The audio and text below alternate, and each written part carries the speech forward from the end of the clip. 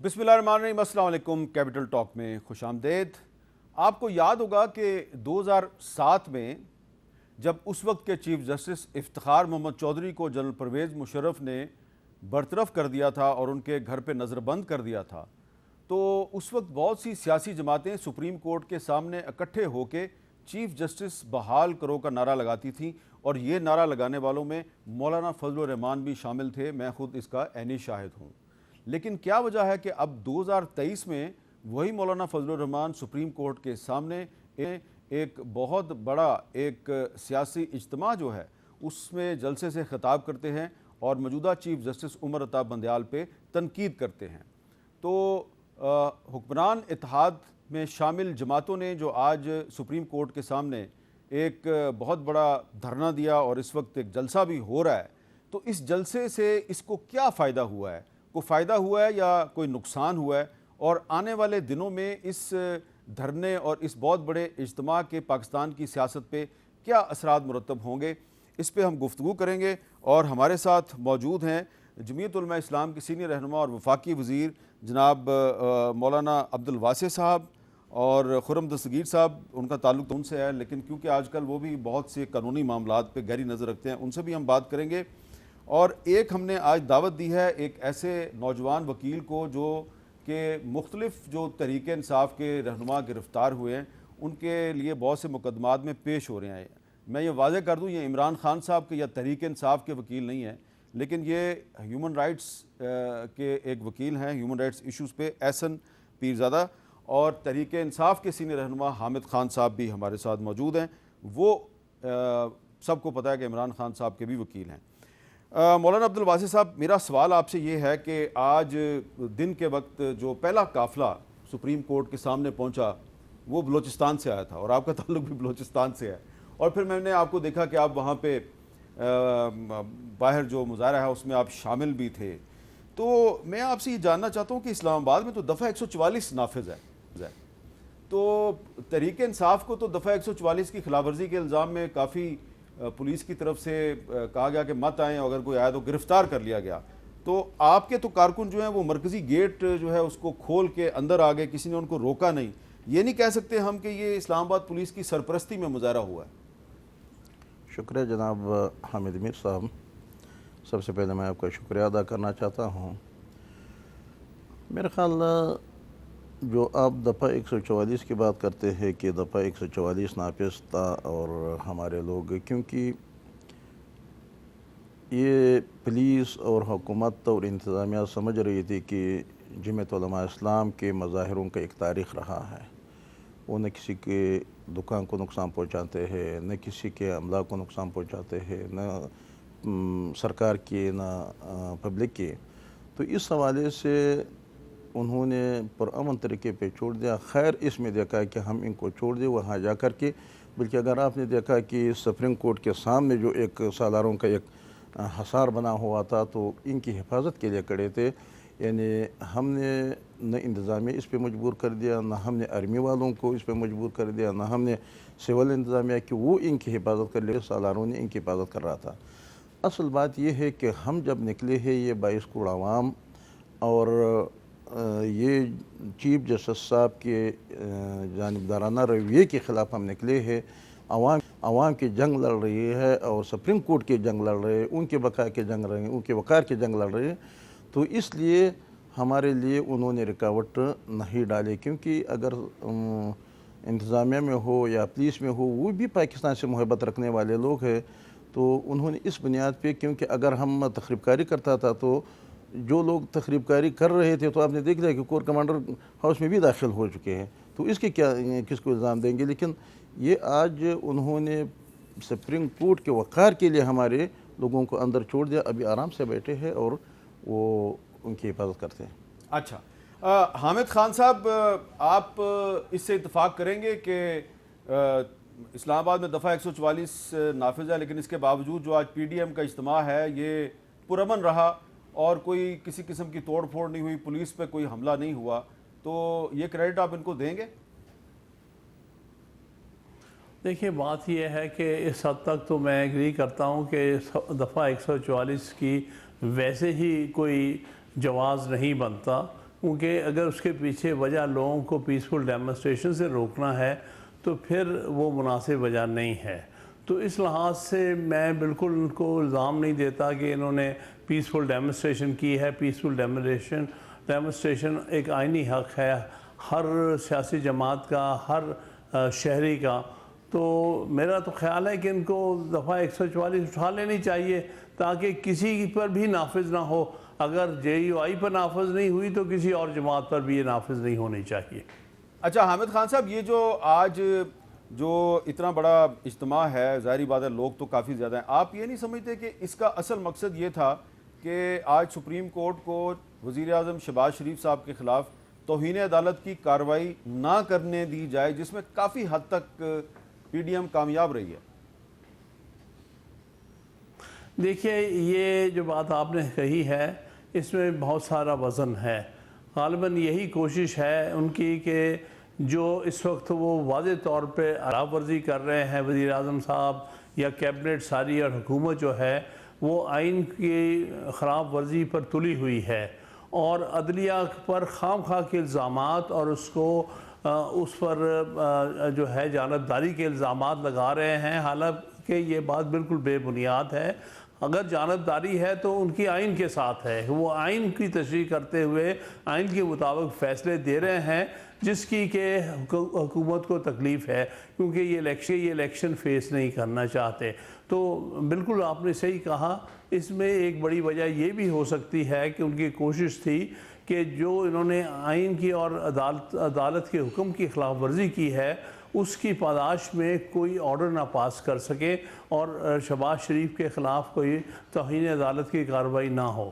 اچھا خرم صاحب، ہم نے آج خود جا کے دیکھا وہاں پہ، تو JUI والے بھی نعرے بازی کر رہے ہیں، مسلم لیگ نون والے بھی کر رہے ہیں، پیپلز پارٹی والے بھی اور بھی جماعتیں ہیں.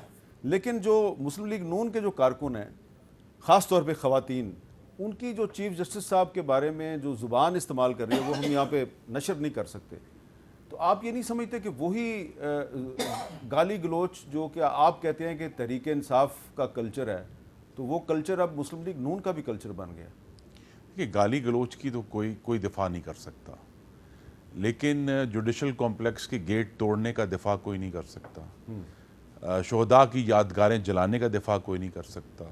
اسکول اور ایمبولنس جلانے کا دفاع کوئی نہیں کر سکتا. جنا ہاؤس اور GHQ جلانے کا اور حملہ کرنے کا کوئی دفاع نہیں کر سکتا. ریڈیو پاکستان اور میٹرو اسٹیشن اور موٹر ویز کے ٹول جلانے کا کوئی دفاع نہیں کر سکتا. پولیس کے سینکڑوں ملازمین کو زخمی کرنے، ہڈیاں توڑنے کا کوئی دفاع نہیں کر سکتا. پولیس کی درجنوں گاڑیاں جلانے کا کوئی دفاع نہیں کر سکتا. پرائیویٹ لوگوں کی گاڑیاں، غریبوں کے موٹر سائیکل، کنٹینر جلانے کا کوئی دفاع نہیں کر سکتا.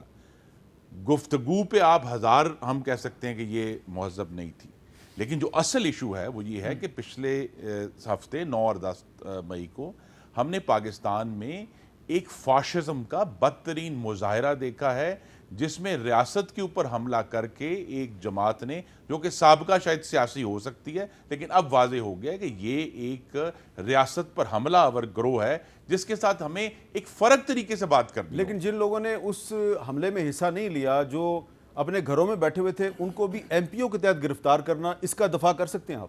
جی نہیں، میں اس چیز کا ضرور دفاع کروں گا کہ بجائے یہ کہ صرف کسی شخص کو یا کسی خاتون کو اس پارٹی کا رکن ہونے کی بنیاد پر گرفتار کیا جائے، وہ لوگ، ان کے لیڈرز جنہوں نے اس کو ماسٹر مائنڈ کیا، جن کی آڈیوز موجود ہیں، جن کے بارے میں سفیشنٹ ایویڈنس موجود ہے کہ انہوں نے کہا جلا دو، ہم نے رینسیک کر دیا ہے، ہم نے گملہ تک نہیں چھوڑا، تو لہٰذا ان سب لوگوں کو اصل میں فوکس جو ہے وہ لیڈران پر ہونا چاہیے، اور وہ لوگ جو وہاں موجود تھے یہ کام کرنے والے، ان کی ایک مثال ضرور بنانی ہے کہ اگر آپ ایدھی کی ایمبولنس کو جلائیں گے، یہ کیا میسج ہے؟ یہ پاکستان میں انارکی پھیلانے کی ایک سازش ہے. اچھا، ایدھی کی ایمبولنس جلانا بالکل قابل مذمت ہے، شہداء کی یادگاروں پہ حملہ کرنا بالکل قابل مذمت ہے، کور کمانڈر کے گھر پہ حملہ کرنا قابل مذمت ہے، جو لوگ ملوث ہیں ان کو سزا ضرور دی جانی چاہیے. لیکن احسن پیرزادہ صاحب، آپ نے عدالت میں ریپرزینٹ کیا ہے مزاری صاحبہ کو اور کچھ خواتین کو، میرا خیال ہے خواتین کو کر رہے ہیں آپ، تحریک انصاف کی خواتین جو ہیں ان کو. یہ بتائیں کہ ابھی بھی آپ شام 6 بجے عدالت میں ہی موجود تھے شریف مزاری صاحب، کیا شیریں مزاری صاحبہ کے بارے میں کوئی ایویڈنس ہے کسی کے پاس کہ وہ لاہور میں موجود تھیں یا کسی جگہ پہ توڑ پھوڑ میں ملوث تھیں؟ ان کو ایم پی او کے تحت کیوں بند کیا گیا؟ حامد صاحب میں وثوق کے ساتھ آپ کو بتا سکتا ہوں کہ وہ اس انسیڈنٹ سے 4 دن سے گھر کے اندر ہی تھی اور کہیں بھی نہیں جا رہی تھی. ان کی طبیعت تھوڑی سی خراب تھی. یہ پرسنلی میں نے انشور کیا تھا.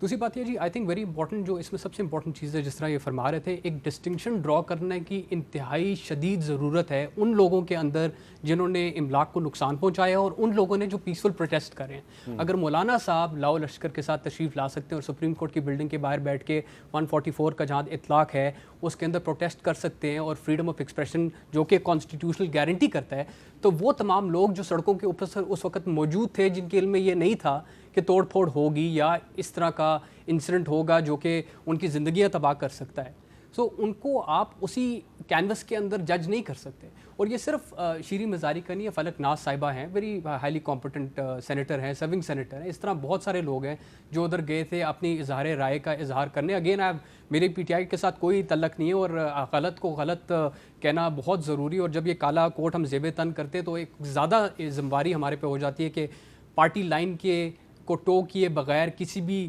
لائکس اینڈ ڈس لائکس کو اگنور کیے ہوئے آپ صحیح کا ساتھ اور سچ کا ساتھ دیں. اور اس ٹائم حقیقت یہ ہے کہ فاشزم ریسٹرکٹ نہیں ہوا 9 اور 10 تک. فاشزم انفارچونیٹلی مجھے یہ کہنا پڑ رہا ہے کہ ابھی بھی ایگزسٹ کر رہا ہے. ابھی صورتحال کیا ہے شیریں مزاری صاحبہ؟ شیریں مزاری صاحبہ کا جی اس ٹائم کے اوپر آپ کو پتہ ہے شی 72 ایئرز اولڈ.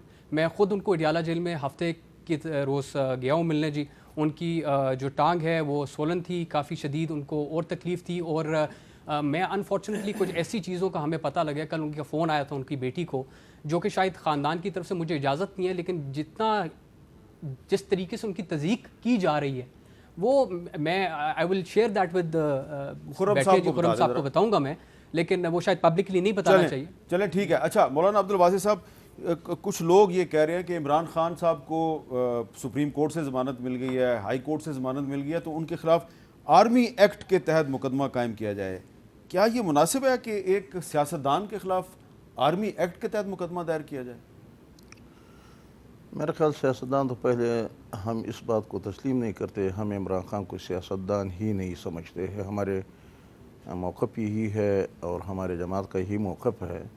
لیکن دوسری بات ہے کہ اگر بالفرض و تقدیر وہ مخالف ہو تو ظاہر بات ہے کہ میں سیاستدان, لیکن پھر بھی انسانی حقوق کے حوالے سے, لیکن آرمی ایکٹ کے حوالے جو اس کے خلاف کارروائی ہوتے ہیں وہ اس حوالے سے نہیں کہ ایک سیاستدان یا انہوں نے ایک جمہوری سفر شروع کیے ہے, بلکہ جب انہوں نے جناح کا گھر جلایا, جب انہوں نے کور کمانڈر کا گھر جلایا, اور اس طرح جلایا کہ کسی بیوہ کا گھر بھی کچھ اس طرح آپ کے خیال میں آرمی ایکٹ کے تحت مقدمہ؟ میرا خیال ہے جب آرمی کے JHQ پہ حملہ کر دیا اور ان آرمی کے جو منتخبات پہ انہوں نے عملے کیے ہیں, تو اگر اس حوالے سے آرمی والے اپنے حوالے سے ان کے خلاف مقدمہ قائم کرتے تو وہ حق رکھتے ہیں, کیونکہ اپنے تنصیبات کے تحفظ کے لیے تو ہم اس کا دفاع نہیں کر سکتے. اگر وہ جمہوری جدوجہد کر رہا تھا, جمہوری تاریخ چلا رہا تھا, پھر آرمی کے ایکٹ کے تحت ان کو خلاف پھر ہم مخالفت, ورنہ اب وہ حق رکھتے ہیں. پورا دنیا میں پاکستان کو بدنام کر دیا. ٹھیک ہے. پاکستان کے کور کمانڈر کے لاہور سب سے بڑا ہمارے شہر. اچھا مولانا صاحب, آج کور کمانڈرز کا اجلاس تھا راولپنڈی میں. اس اجلاس کے بعد فوج پاکستان کے ترجمان کی طرف سے ISPR کی طرف سے ایک پریس ریلیز جاری کی گئی ہے. وہ پریس ریلیز موجودہ صورتحال میں پڑی ہے, میں اس لیے میں وہ آپ کو بتا دیتا ہوں. وہ پریس ریلیز میں کہا گیا ہے کہ army chief general Asim Munir کی زیر صدارت کور کمانڈرز کی خصوصی کانفرنس منعقد ہوئی. ISPR کے مطابق کانفرنس کے شرکاء نے مادر وطن کے دفاع میں شہید ہونے والوں کو خراج عقیدت پیش کیا.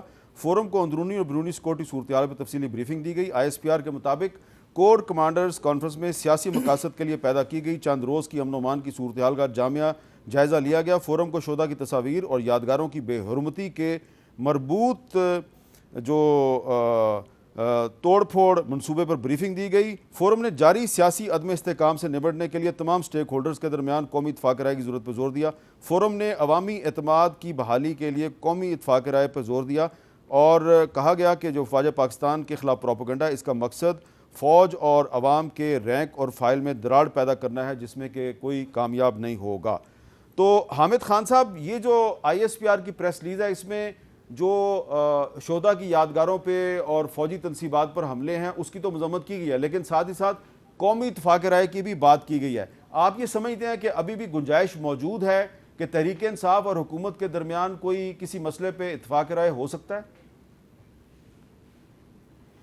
دیکھیے اتفاق کی رائے کی تو ہمیشہ ہی گنجائش ہوتی ہے، لیکن اس میں ہر پارٹی کو ایک مثبت رویہ اختیار کرنا پڑے گا اور آئین کے دائرے میں رہتے ہوئے کوئی ایگریمنٹ کرنا چاہیے۔ دیکھیں نا، آئین ایسی چیز ہے جس کے اوپر دو آراء نہیں ہو سکتی۔ جو آئین کی شقیں ہیں اس سے باہر کوئی بھی نہیں جا سکتا، نہ اپوزیشن جا سکتی ہے نہ حکومت جا سکتی ہے۔ اس لیے آئین کی شقوں کو سامنے رکھتے ہوئے، آئین کے لوازمات کو سامنے رکھتے ہوئے آپ جو بھی آپس میں جو ہے وہ گفت و شنید کر سکتے ہیں، کوئی حرج نہیں، لیکن یہ یاد رہے کہ آئین کی ہم کسی طور پر بھی خلاف ورزی جو ہے وہ ملک کی مفاد میں نہیں ہوگی۔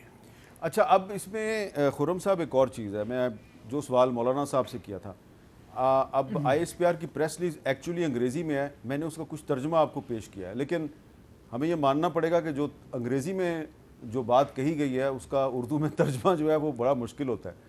میں آپ کو انگریزی میں ایک کچھ لائنیں پڑھ کے سنا دوں؟ جی ضرور جی۔ Based on the irrefutable evidence collected so far, armed forces are well aware of the planners, instigators, abettors and perpetrators of these attacks, and attempts to create distortions in this regard are absolutely futile. The forum expressed firm resolve that those involved in these heinous crimes against the military installations and personal equipment will be brought to justice through trials under relevant laws of the Pakistan, including Pakistan Army Act and Official Secret Act. Pakistan Army Act and Official Secret Act.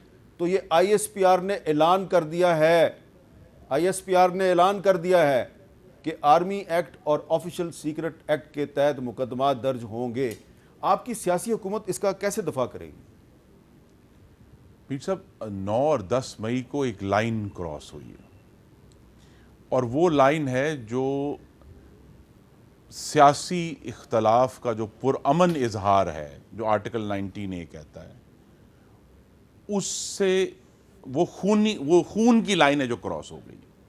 اب کوئی یہ کہے مجھے کہ شہید colonel وہ شیر خان صاحب کا جو سٹیچو تھا، اس کا پہلے انہوں نے اس کا سر اتارا اور اس کو پہلے زمین پر پھینکا اور اس کو ڈنڈے مارے، یا ایم ایم عالم بیس جو میاں والی میں ہے اس کے باہر جو ایک ریپلیکا تھا اس جہاز کا جس کے ذریعے مرحوم ایم ایم عالم نے 9 ہندوستانی جہاز جو ہیں وہ چند منٹوں میں گرائے تھے، ان کو آگ لگانا، ان کو توڑنا، یہ کون سا سیاسی اختلاف ہے؟ میں نہیں سمجھ پایا کہ مجھے کوئی یہ سمجھا دے کہ اس واقعے کے بعد عمران خان اور ان کی جماعت کو کس طرح ایک سیاسی جماعت کنسیڈر کیا جا سکتا ہے کہ جو لوگ اس قسم کی حرکتیں کریں گے، جو لوگ سکولوں کو اس سے پہلے آپ کو معلوم ہے یا تو تحریک طالبان نے آگ لگائی ہے پاکستان میں اور کسی سیاسی جماعت نے آگ نہیں لگائی، تو ہمیں اس کو بڑی سنجیدگی سے لینا پڑے گا کہ تو آپ اس کا دفاع کر رہے ہیں؟ نہیں، میں اس کا دفاع نہیں کر رہا، میں صرف یہ کہہ رہا ہوں آپ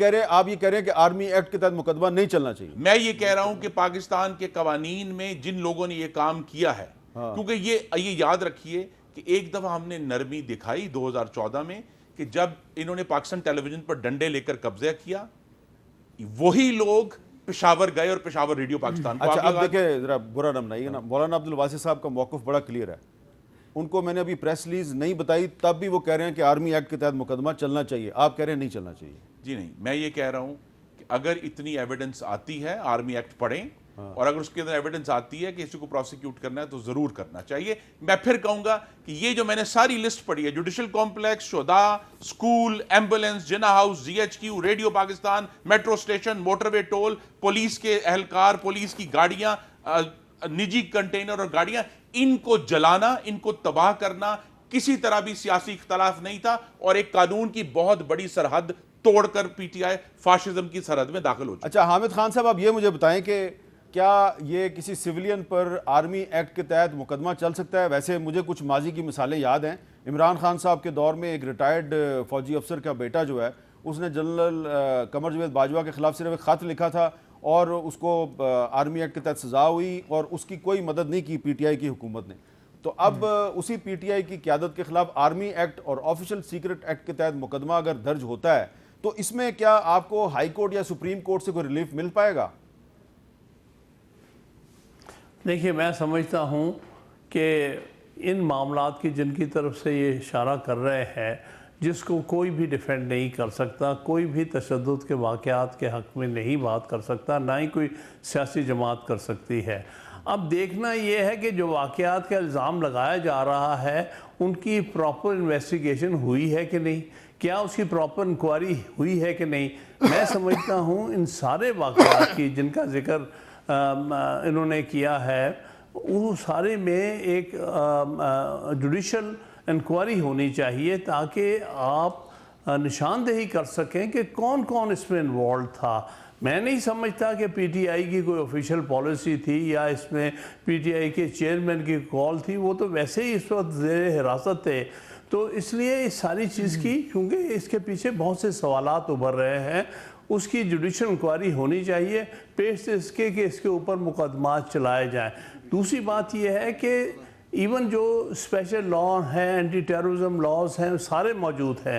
1999 کی ایک سپریم کورٹ کی ججمنٹ بھی موجود ہے کہ جہاں کہیں قوانین موجود ہوں اور وہ عدالتیں موجود ہوں جیسے اینٹی ٹیررسٹ کورٹس ہیں، ان کے ہوتے ہوئے ملٹری ٹرائلز کا کوئی جواز نہیں بنتا۔ ملٹری ایکٹ، آرمی ایکٹ کے اور آفیشل سیکرٹس ایکٹ کے ٹرائل کا کوئی جواز نہیں بنتا جب آپ کے پاس آئین کے تحت، سول لا کے تحت اور اینٹی ٹیررزم لا کے تحت آپ کے پاس عدالتیں موجود ہیں، تو ٹرائل وہاں پر ہونے چاہیے۔ احسن پیرزادہ جی آپ کچھ کہنا چاہیں؟ میرے خیال حمید میر صاحب ہم عام اس کا احترام کرتے ہیں، لیکن بات یہ ہے یہ جوڈیشل انکوائری کی بات کرتے ہیں۔ یہ جوڈیشل جو چیف جسٹس کے سربراہی میں وہ انکوائری ہو جاتی ہے، ان کا تو فیصلہ آ گیا۔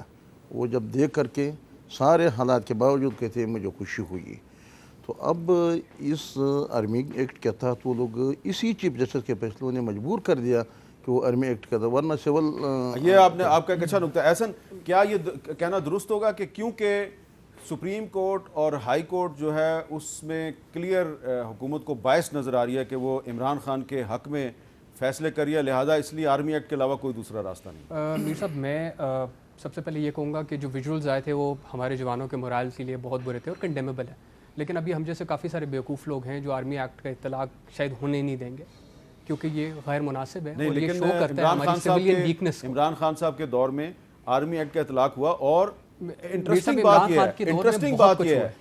بات کہ ڈاکٹر شیریں مزاری کی بیٹی ایمان مزاری جو ہے وہ اس نوجوان کی وکیل تھی جس کو کہ عمران خان کے دور میں آرمی ایکٹ کے تحت سزا ہوئی، اور ابھی تک وہ اس کی رہائی کے لیے کوشش کر رہی ہے۔ میر صاحب، میں مشکور ہوں آپ کا کہ آپ نے شروع میں بھی وضاحت کر دی کہ میرا پی ٹی آئی سے کوئی تعلق نہیں ہے اور شاید میں رکھنا بھی نہیں چاہوں گا اس کانٹیکس میں، بٹ عمران خان کی دور کے اندر بہت ساری ایسی مثالیں ہیں جن کو بندہ شاید کوٹ بھی کرتے ہوئے کرے، لیکن اس کا یہ مطلب نہیں ہے کہ اگر آپ ایک چیز غلط ہوئی ہے تو آپ غلط کے اندر اگلے بندے کو بھی آپ قانون اس طرح it doesn't work like that. تو آپ کے خیال میں جو لائرز ہیں وہ اس کو ریزسٹ کریں گے؟ ایبسولوٹلی جی، 100%۔ اس کا مطلب یہ ہے جی ہماری سول کورٹس، ہمارا سب کچھ فیل ہو چکا ہے۔ آپ کو میر صاحب میں ایک سمپل سی بات بتاتا ہوں، یہ چارٹر ایکٹ تھا 1793 کا، جب انگریزوں نے ایم پی او کو انٹروڈیوس کرایا تھا سب کانٹیننٹ میں، اس کے بعد 60 میں ایم پی او اطلاق ہوا اور ضیاء صاحب نے ادھر اطلاق کیا۔ اب مجھے یہ بتائیں کہ جب بھی ایک ڈکٹیٹر جاتا ہے تو یہ سارے مل کے کہہ دیتے، ایک آرٹیکل پاس کر دیتے کہ ہم پروٹیکشن دے رہے ہیں، ویلیڈیٹ کریں تمام ایکشنز کو۔ کبھی کسی نے بیٹھ کے ان آرڈیننسز کو، ان آرڈرز کو، ان پروملگیشنز کو ریویو کیا؟ یہ جو ایم پی او ہے یہ ایوب خان کے دور سے چل رہا ہے اور اس پہ کوئی ریویو نہیں کرتا۔ یہاں پہ ایک بریک لیتے ہیں جی، بریک کے بعد دوبارہ ملتے ہیں۔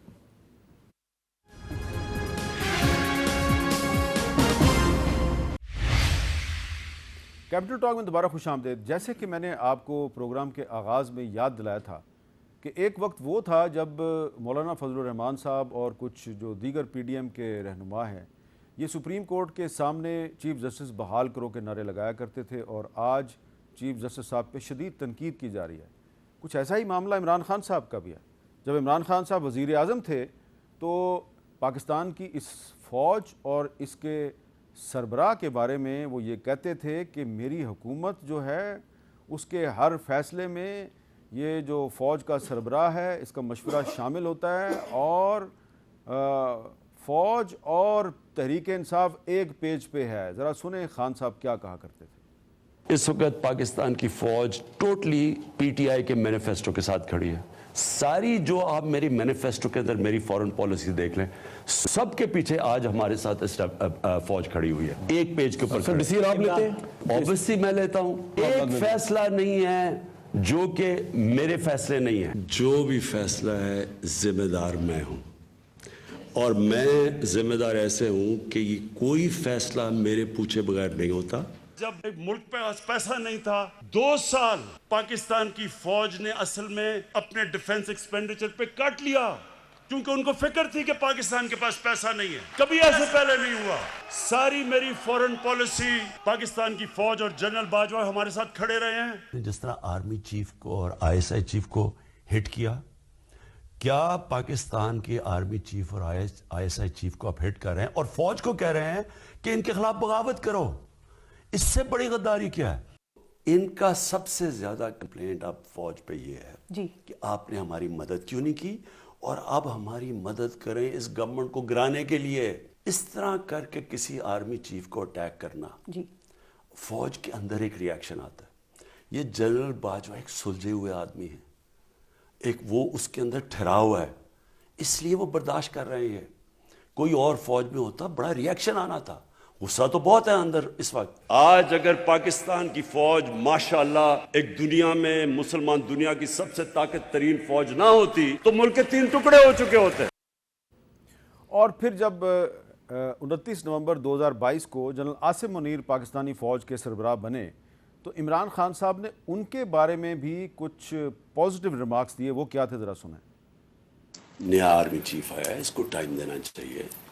ہم نے اس کی بڑی اچھی چیزیں سنی ہیں, جنرل عاصم کی بڑی تعریفیں سنی ہیں میں نے, حافظ قرآن ہیں, اور میں یہ امید رکھتا ہوں کہ یہ امر بالمعروف پہ چلیں گے. ہم تو ان سے امید لگا کے بیٹھے ہوئے ہیں. لیکن پھر کیا ہوا کہ عمران خان صاحب نے نہ صرف یہ کہ فوج پہ براہ راست تنقید شروع کر دی, آئی ایس آئی اور آئی ایس پی آر پہ تنقید شروع کر دی, بلکہ آرمی چیف پہ بھی تنقید شروع کر دی. D G I S I کان کھول کے سن لو میرے, میں اپنے ملک کی خاطر چپ ہوں. D G I S I, آپ نے جو کل پریس کانفرنس کی, ایسی سیاست والی پریس کانفرنس تو میں نے شیخ رشید کو بھی نہیں کرتے سنا. آئی ایس پی آر صاحب فرمان دے رہے ہیں کہ ہمارا تو بے بنیاد الزام لگایا گیا ہے. بھی آپ ہیں کون کہنے والے یہ؟ آپ تو بیٹھ کے فرعون کی طرح فرمان پاس کر رہے ہیں, اور یہ کہنا کہ عمران خان جھوٹ بول رہا ہے. آپ کو شرم آنی چاہیے ایسی باتیں کرتے ہوئے. کبھی آئی ایس پی آر نے اس طرح کی باتیں نہیں کی. آپ تو کود کے آگے پالیٹکس میں, آپ پارٹی بنا لیں اپنی. اچھا حامد خان صاحب, جب عمران خان صاحب حکومت میں تھے تو فوج کی اور اس کے سربراہ کی تعریف کرتے تھے. اب وہ اپوزیشن میں آئے ہیں تو اب وہ ان پہ بڑی سخت تنقید کر رہے ہیں, اور اب ان کے خلاف, ان کی پارٹی کے خلاف آرمی ایکٹ اور آفیشل سیکرٹ ایکٹ کے تحت مقدمات درج کرنے کا اعلان بھی ہو گیا ہے. تو اب اس کا دفاع جو ہے وہ کیسے کرے, جو ایک مبصر ہے, ایک صحافی ہے, کہ عمران خان صاحب کے وہ بیانات بھی موجود ہیں کہ وہ کہہ رہے ہیں جی کہ یہ فوج نہ ہوتی تو پاکستان کے 3 ٹکڑے ہو جاتے, اور آج وہی عمران خان صاحب آئی ایس آئی اور آئی ایس پی آر کا نام لے کے اس پہ تنقید کر رہے ہیں. تو یہ عمران خان کو ہم کیسے ڈیفینڈ کریں گے؟ دیکھیے, بات یہ جو آپ کہہ رہے ہیں, میں کوئی ڈیفینڈ نہیں کر رہا, لیکن بات یہ ہے کہ آرمی ایکٹ کے تحت مقدمات بنانے جو ہیں یا ملٹری کورٹس کے سامنے کیسز لے جانا, اس کا کوئی جواز نہیں بنتا. میں نے پہلے بھی یہ بات کہہ دی تھی کہ 1999 میں لیاقت حسین والے کیس میں بڑا واضح سپریم کورٹ نے کہا ہے, جب آپ کے پاس آئین کے تحت قوانین میں عدالتیں ہیں اور ان قوانین کے تحت آپ کسی کے خلاف پروسیڈ کر سکتے ہیں, تو کوئی جواز نہیں ہے کہ آرمی ایکٹ کے تحت یا ملٹری کورٹس کے سامنے ٹرائل کیے جائیں. اچھا, اب مولانا واضح صاحب, تو پھر یہ معاملہ الٹیمیٹلی سپریم کورٹ میں جائے گا, تو آپ یہ نہیں سمجھتے کہ یہ سپریم کورٹ اور آرمی براہ راست ایک دوسرے کے سامنے آ جائیں گے, اور آپ کھڑے ہوں گے فوج کے پیچھے اور پی ٹی آئی کھڑی ہوگی سپریم کورٹ کے پیچھے, تو پھر تاریخ میں کیا فیصلہ ہوگا آپ کے بارے میں اور پی ٹی آئی کے بارے میں؟ میرا خیال اس کی تعبیر اس طرح اگر کیا جائے کہ ہم نہ فوج کے پیچھے کھڑے ہوں گے نہ عدلیہ کے پیچھے کھڑے ہوں گے، ہم حق اور سچ کے پیچھے کھڑے ہوں گے، ہم اصول کے پیچھے کھڑے ہوں گے. ہمارے پیچھے اگر کوئی ہو تو ہو، کیونکہ اب جب سپریم کورٹ کا یہ رویہ، میں نے پہلے بھی ذکر کر دیا کہ سپریم کورٹ کے اس رویے نے تو فوج اس پہ مجبور کر دیا کہ وہ اپنے تنصیبات کا کیس کدھر لے جائے. تو انہوں نے مجبور کر دیا، اس کے رویے نے، اس کے فیصلوں نے مجبور کر دیا. تو حالات انہوں نے خود پیدا کیے ہیں. ہم ہر وقت، یعنی آپ نے ایک ذکر کر دیا کہ مولانا فضل الرحمان صاحب اس وقت ان کی بحالی کے لیے شرعی دستور پہ تھے، آج ان کے ختم کرنے کے لیے. اس وقت کے بھی ہم نے اس وقت بھی اصول کی بنیاد پہ، کیونکہ ایک ڈکٹیٹر نے چیف جسٹس کو ختم کر دیا، مشرف صاحب نے، تو ہم نہ صرف ہم، تمام سیاسی جماعتیں، بلکہ میاں نواز شریف صاحب نے جب وہاں سے وہ شروع کر دیا جلوس، تو گجرانوالہ پہنچتی ہی تو بحال ہو گیا تمام سیاسی جماعتوں کی کوششوں سے. اس وقت یہی ضرورت تھے، اصول یہی تھے، حق یہی تھے، تو ہم اس پہ کھڑے تھے. آج جب انہی چیف جسٹس نے پورا پاکستان کے ساتھ جو ان کا جانبدارانہ رویہ سامنے آ گیا، عوام کے مد مقابل آ گیا، اور عوام اپنے املاک اور اپنے تنصیبات کے تحفظ نہیں کر سکتے ہیں، تو اس طرح غیر قانونی راستے تو اختیار ہو جاتے ہیں. لیکن یہ ان پہ سوال بنتے ہیں کہ آپ لوگ یہ کیوں کرتے ہیں؟ جب آپ جمہوری تاریخ چلاتے ہیں تو کور کمانڈر نے آپ کی کیا بگاڑا تھا کہ آپ نے گھر جلا دیا؟ کس کو خوشنودی کے لیے؟ جناح کے گھر آپ کو کیا ہوا؟ جناح تو آپ کے لیے ملک آزاد کر کے دے دیا، اور کیا گناہ انہوں نے کیے؟ تو آپ ان کو کیوں جلاتے ہیں؟ یعنی یہ جلانے سے تو آپ ان جو ہم کہتے تھے کہ یہ یہود کا ایجنٹ ہے، یہ انڈیا کا ایجنٹ ہے، یہ فارم فنڈنگ کے جو ان کے معاملات ہیں، تو یہ ان کو خوشنودی کے لیے کہ میں پاکستان کا سارے اساسی اس طرح ادھر ادھر کر سکتے ہیں. اچھا، اب اس میں خرم صاحب یہ بھی تو بتائیں نا کہ چلیں عمران خان کو میں مان لیتا ہوں جی، جیسے مولانا صاحب کہہ رہے ہیں کہ یہ پاکستان کے دشمنوں کا ایجنٹ ہے، تو اس ایجنٹ کو پالا کس نے؟ اور آپ کی پارٹی کی قیادت خود کہتی رہی ہے کہ جناب جنرل پاشا بھی اس کے ساتھ تھا، جنرل ظہیر بھی اس کے ساتھ تھا، جنرل فیض بھی اس کے ساتھ تھا، جنرل باجوہ بھی اس کے ساتھ تھا. تو آرمی ایکٹ کے تحت آپ صرف ان لوگوں کے خلاف مقدمہ چلائیں گے جو جس کو ایجنٹ بنایا، جنہوں نے ایجنٹ بنایا، ان کا کوئی احتساب نہیں ہوگا پاکستان میں؟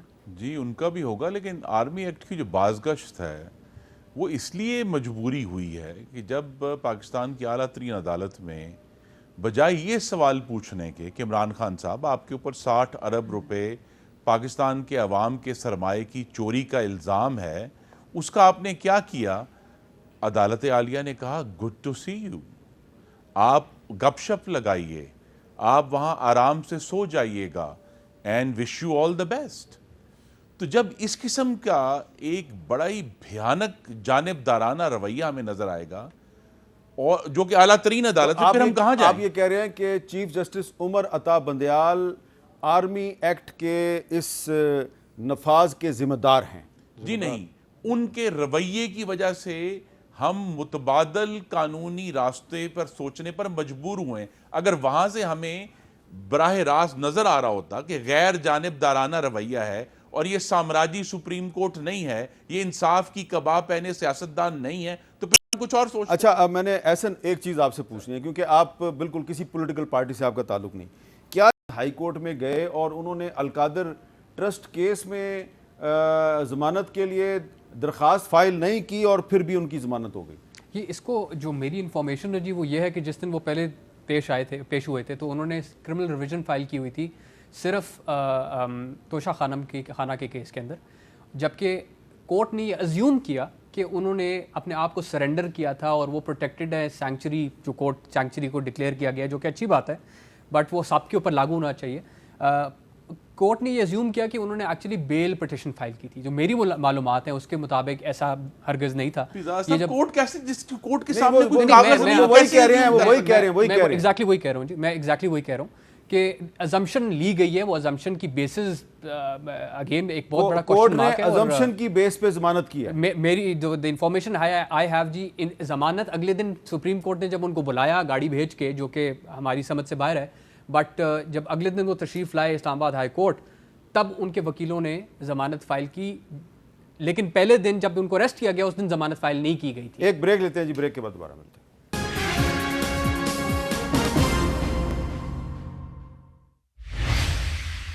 کیپٹل ٹاک میں خوش آمدید. آپ نے سنا کہ کور کمانڈرز کانفرنس میں یہ فیصلہ ہوا ہے کہ جن لوگوں نے شہداء کی یادگاروں پہ اور فوجی تنصیبات پہ حملے کیے، ان کے خلاف آرمی ایکٹ اور آفیشل سیکرٹ ایکٹ کے تحت مقدمات درج کیے جائیں گے۔ اب ایک اور بھی معاملہ آیا کہ پارلیمنٹ میں آج قرارداد منظور ہوئی ہے کہ چیف جسٹس آف پاکستان کے خلاف بھی ایک ریفرنس فائل کیا جائے گا۔ حامد خان صاحب یہ بتائیں کہ چیف جسٹس کے خلاف ریفرنس فائل کرنے کا آئین میں ایک طریقہ کار ہے، آرٹیکل 209 میں لکھا ہوا ہے۔ اچھا، یہ کوئی انڈیویجول تو فائل کر سکتا ہے، لیکن پارلیمنٹ جو ہے اس کی طرف سے یہ کیسے فائل ہوگا؟ اس بارے میں کوئی آپ ہمیں سمجھائیں گے؟ اس سے پہلے میں ایک بات ضرور کرنا چاہوں گا، کیونکہ میں سمجھتا ہوں کہ چیف جسٹس صاحب کے جو ریمارکس یا جو آبزرویشنز ہیں ان کو آؤٹ آف کانٹیکسٹ استعمال کیا جا رہا ہے سیاسی مقاصد کے لیے، اور ان کو جان بوجھ کے متنازع بنایا جا رہا ہے، حالانکہ وہ ہرگز جانبدار نہیں ہیں، اور جو کچھ انہوں نے کہا ہے اس کا یہ مطلب نہیں تھا جو مطلب لیا جا رہا ہے۔ لہٰذا چونکہ ان کا ارادہ جو ہے وہ آئین کی خلاف ورزی کرنا ہے، عدلیہ کے فیصلوں کی خلاف ورزی کرنا ہے، تو انہوں نے جان بوجھ کے سپریم کورٹ کو اور عدلیہ کو متنازع بنانے کی کوشش کی۔ اب آگئی بات، آپ نے جو سوال پوچھا ہے کہ آیا کسی جج کے خلاف ریفرنس کیسے جا سکتا ہے، اس کا آرٹیکل 209 بڑا واضح ہے۔